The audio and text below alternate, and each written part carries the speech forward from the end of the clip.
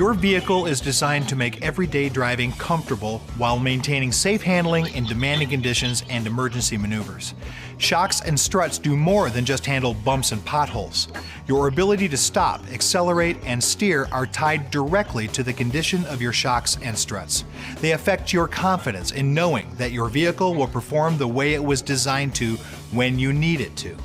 Your shocks and struts have two main functions. First is tire control. They keep your tires on the road as much as possible. Steering, stopping, and accelerating are degraded when tires bounce excessively, losing contact with the road due to worn shocks and struts. Second, shocks and struts control vehicle body motions. They keep the body from being thrown around in turns, pitching forward in hard stops, and falling back under hard acceleration. When there is excessive body motion, steering is not as precise, stopping distances increase, and acceleration is less confident. Because they wear so gradually, it's hard to tell when your shocks and struts are worn. A road test with hard acceleration, a hard stop, and a swerving maneuver will reveal excessive body motion and bounce.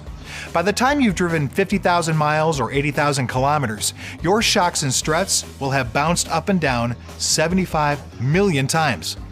Studies have shown that this is enough to notably degrade your vehicle's design performance. In short, your vehicle's ride, comfort, and handling are no longer what they were when new.